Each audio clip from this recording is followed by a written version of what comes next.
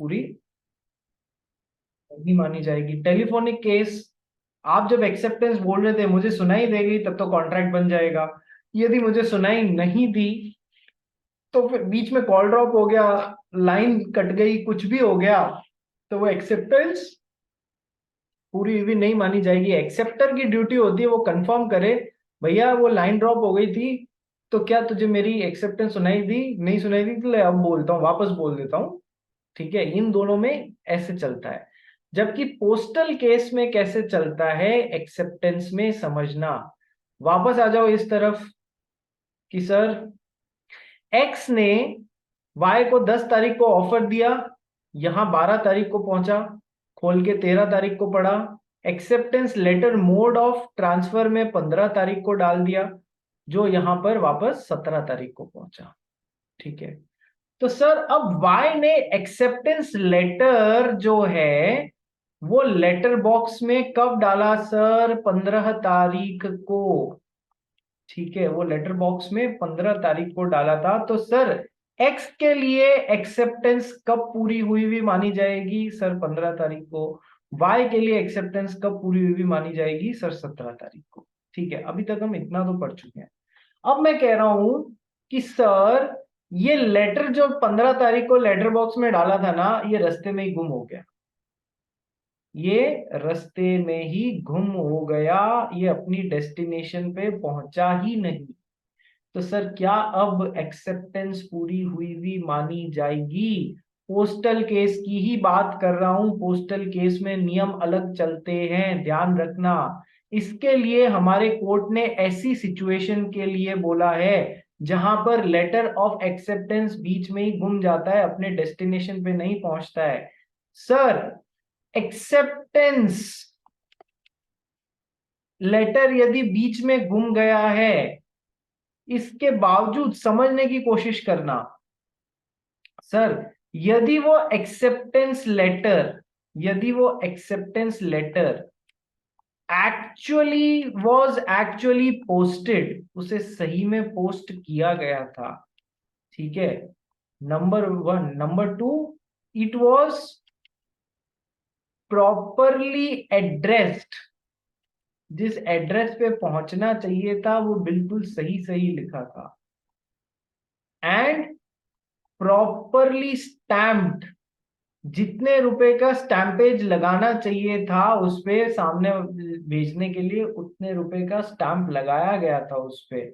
यदि ये तीनों बातें सही थी कि सही उस it was properly stamped, it was properly addressed, it was actually posted, उसे सही में पोस्ट किया गया था, उसके इन तीनों बातों के पूरा होने के बावजूद भी यदि वो एक्सेप्टेंस लेटर गुम जाता है, तो भी एक्स उससे एक्सेप्टेंस, भले ही एक्सेप्टेंस लेटर इसको मिला नहीं, तो भी ये उससे बाइंड होने लग जाएगा एक्सेप्टेंस से, कॉन्ट्रैक्ट इसके लिए पूरा हुआ हुआ माना जाएगा, यदि ये तीन चीजें पूरी होती हैं सही में तो।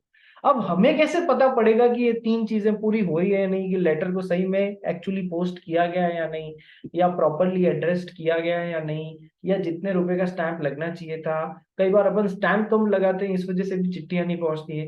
कई बार एड्रेस गलत लिख देते हैं, पड़ोसी का लिख देते हैं, तो इस वजह से चिट्ठी नहीं पहुंच पाती है। और कई बार और कई बार पोस्ट ही नहीं किया होता है, फिर वो तो उसका कोई क्या कर लेगा। सर ये प्रूव कैसे होगा? हालांकि हम सीए हैं, हमको प्रूव करने में नहीं जाना है, लेकिन आपको हमेशा बोला जाता है कि सर इंपॉर्टेंट चिट्ठियां या तो स्पीड पोस्ट से भेजो या रजिस्टर्ड पोस्ट से भेजो। जब आप पोस्ट ऑफिस जाके कोई स्पीड पोस्ट या रजिस्टर्ड पोस्ट कराते हैं, तो वो आपको आपकी फीडिंग करता है उस एड्रेस की, नंबर वन। नंबर टू, कितने रुपए का स्टैंप लगेगा वो भी आपको जो पर्ची देता है, आपने 40 रुपीज 50 रुपीज का स्टैंपेज पे किया है वो उस पे आएगा। ठीक है, और नंबर थ्री, वो जो रसीद देते हैं आपको, that is a proof that you have actually posted the letter. उस पे टाइमिंग भी आता है, उस पे एड्रेस भी आना चाहिए, ये लोग पूरा लिखते हैं या नहीं that is a separate thing, but वो आप जब स्पीड पोस्ट या रजिस्टर्ड पोस्ट कराते हो तो उसमें तीनों चीजें कैप्चर होती है कि आपने एक्चुअल में उसको पोस्ट किया, वो उस रिसिप्ट से प्रूव हो जाएगा। प्रॉपरली एड्रेस्ड है कि नहीं वो वहां से कैप्चर हो जाएगा, और स्टैंप कितने रुपए का भरा है वो भी वहां से उस रिसिप्ट से प्रूव हो जाएगा। तो सर इसीलिए बोलते हैं इंपॉर्टेंट लेटर्स इस तरीके से भेजा करो, ताकि भविष्य में कभी कोई दिक्कत हो तो आपके पास में प्रूफ रहे इन तीनों चीजों को लेके। ठीक है। तो सर यदि letter was actually posted, it was properly addressed and it was properly stamped, ये तीनों बातें पूरी हो रही हैं और फिर भी लेटर बीच में गुम जाता है, तो हमारी कोर्ट्स ने डिसीजन दिया है कि सर एक्स उससे बाइंड होने लग जाएगा, भले ही इसको एज अ शॉक जैसे पता पड़े बाद में कि यार मुझे तो जीवन में कभी एक्सेप्टेंस लेटर मिला ही नहीं। तो ये कितनी विचित्र स्थिति हो जाएगी, एक्स और वाई के लिए कहेगा मुझे तो जीवन में ही कभी एक्सेप्टेंस लेटर नहीं मिला, तो मैं कैसे मानूं। और वाई कहेगा मैंने तो बाकायदा लेटर बॉक्स में डाला था और ये तीनों चीजें भी पूरी हो रही थी। इसलिए एक अजीब सी सिचुएशन बन जाएगी, ये कहेगा लेटर कभी मिला ही नहीं, ये कहेगा लेटर पोस्टेड था, ये देखो। तो हमारे कोर्ट ने ऐसे में डिसीजन दिया है कि सर यदि ये तीनों चीजें पूरी होने के बावजूद भी लेटर बीच में गुम गया, तो फिर sir x will be bind by that acceptance, भले इसको लेटर नहीं मिला, he will be bind by that acceptance, वो एक्सेप्टेंस पूरी हुई भी मान ली जाएगी। और यदि इनमें से किसी भी एक चीज गलत होने के कारण, कोई भी एक चीज गलत होने के कारण, यदि लेटर मिस्टर एक्स तक इसलिए नहीं पहुंच पा रहा है, कोई भी एक चीज इनमें से गड़बड़ हो गई, तो फिर वो एक्सेप्टेंस पूरी हुई भी नहीं मानी जाएगी। क्या तुमको तीसरे में कैसे फर्क पड़ेगा?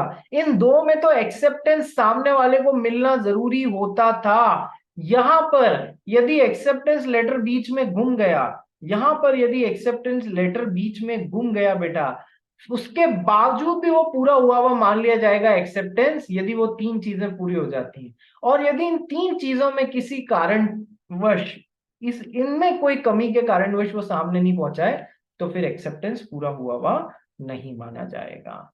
मतलब एक्स के पार्ट में कितना गलत है, फिर भी हमारे कोर्ट ने ऐसा डिसीजन दिया है कि सर यदि ये तीनों चीजें पूरी हो रही हैं तो फिर एक्स उससे बाइंड होने लग जाएगा, भले ही एक्सेप्टेंस लेटर इसे मिला या नहीं मिला, हो गया तेल लेना। क्या तुमको अब पूरा रूल समझ में आया communication of offer and acceptance का?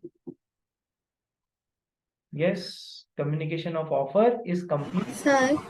एक मिनट। Communication of offer is complete when it comes to the knowledge of the offeree. Single rule for all the three situations. Communication of acceptance is complete at different times for the offerer and for the offeree. For the offerer, it is complete when the acceptance is put into the mode of transmission.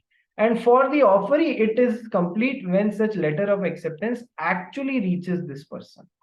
ठीक है। और यदि letter भी postal और telephonic case में, acceptance के case में, यदि वो सामने वाली पार्टी तक एक्सेप्टेंस नहीं पहुंची है तो कोई कॉन्ट्रैक्ट नहीं। लेकिन पोस्टल नहीं, सॉरी, ये फेस टू फेस और टेलीफोनिक केस में, पोस्टल केस में सामने वाली पार्टी तक नहीं पहुंची, तीन चीजें पूरी होने के बावजूद, तो भी कॉन्ट्रैक्ट मान लिया जाएगा। और यदि इन तीन में से किसी में भी गलती है तो फिर एक्सेप्टेंस पूरी हुई भी नहीं मानी जाएगी और कोई कॉन्ट्रैक्ट नहीं बनेगा। ये नटशेल में आपको पता याद रहना चाहिए। श्री जॉन बोल, क्या हुआ? सर तो अगर वो तीनों कंडीशंस मेट है तो वो ऑफरर एंड ऑफरी अपने दोनों अलग अलग टाइम पे बाउंड हो जाएंगे ना? हाँ, वो 15 और 17। और अगर वो तीनों कंडीशंस नहीं है तो दोनों के लिए कुछ नहीं होगा ना फिर? तो कोई कॉन्ट्रैक्ट नहीं। अच्छा। ठीक है। क्या आप सभी लोगों को ये समझ में आया? एक एक बच्चे से अलग से पूछूं या किसी को डाउट हो तो बोलो। नहीं है सर। नहीं है? कल और अच्छी चीज बताऊंगा, कल की क्लास मिस मत करना भाई, ठीक है? आज की ये क्लास तो यही खत्म होती है। पुलकित और दिया, मुझे बताओ कल 1:30 बजे आ रहे हो तुम लोग या नहीं आ रहे हो?